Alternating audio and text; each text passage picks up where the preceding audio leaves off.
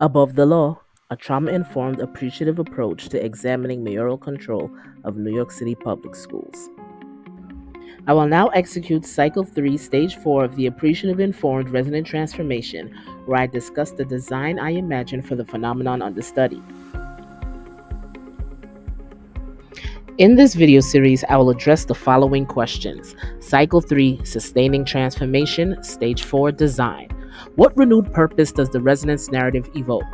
How will the resonance narrative shift my connection to others? How will the resonance narrative shift my worldview? What deeper development does it require of me? How will it help me to appreciate my life's work and contribution to others? Research supports democratic school governance. Data from some high performing DOE schools highlights its benefits, and stakeholders desire a more democratic school system.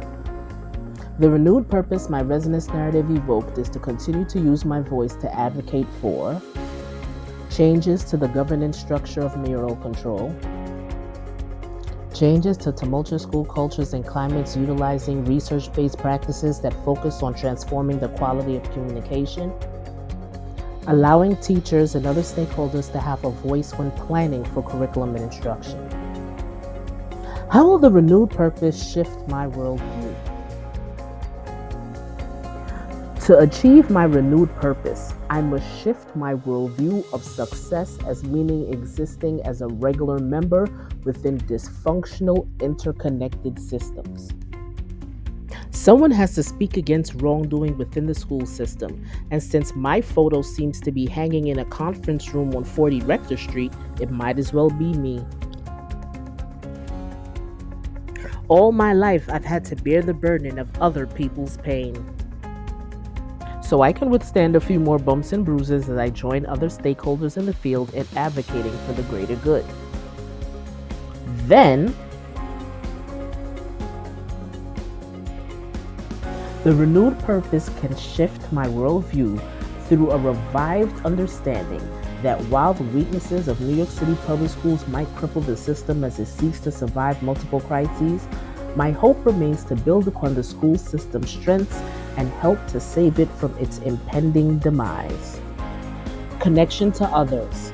As the Commission develops to study and make formal reforms to mayoral control collects data over the next 2 years, my resonance narrative will connect me to others based on my agreement that changes are needed to the current structure of the Panel for Education policy, and I recommend the following.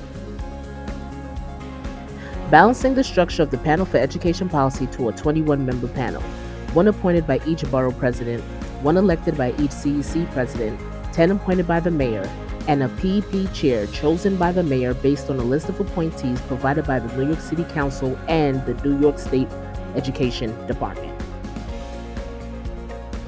In addition to revising the PEP structure, and based on the news of a backlog to the Special Commissioner of Investigations, the New York City Council and the New York State Legislature should develop committees to oversee all departments known for circumventing policies, such as those dedicated to procurement and labor. According to the NYSCD report, although education systems are normally decentralized with limited state and federal involvement, takeovers, reorganizations, and oversight can occur in response to crises. COVID-19 learning loss, achievement gaps, debates about selected curricula, and the controversy about funding for class size reduction are evidence of the need for an oversight committee to step in and strengthen the state's role in New York City education governance. The NYSCD report highlighted how state takeovers benefited cities suffering from plights such as fiscal mismanagement, corruption, and achievement gaps. Detroit, the Financial Review Commission; Boston, recommended; District of Columbia, the 1995 state takeover; and Philadelphia, the School Reform Commission.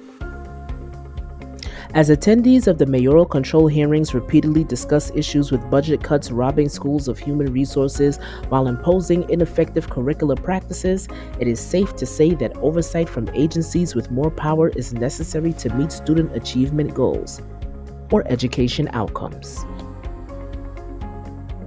What deeper development will it require of me?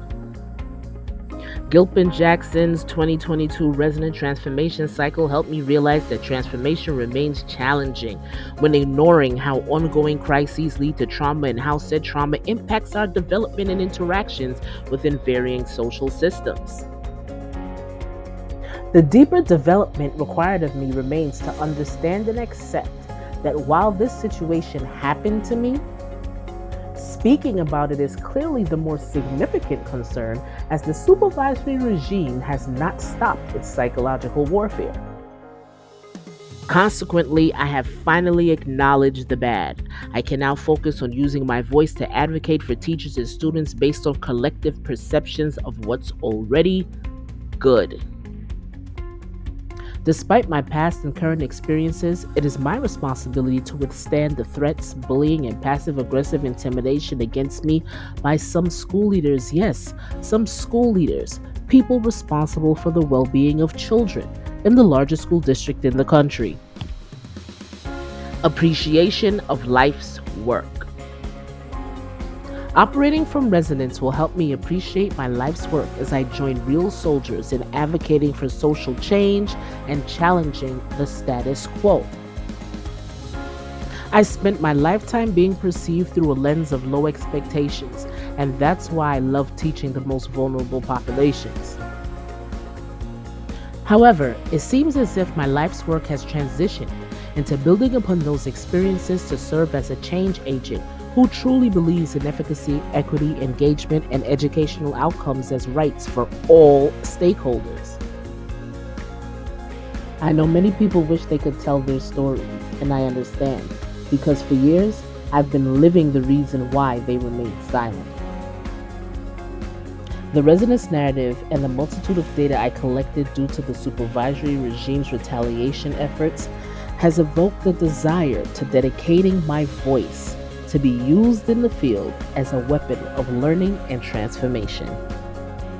Since the supervisory regime continues to poke me, I might as well talk. Up next, we have Cycle 3, Stage 5 of the Appreciative Informed Resonant Transformation. See you there.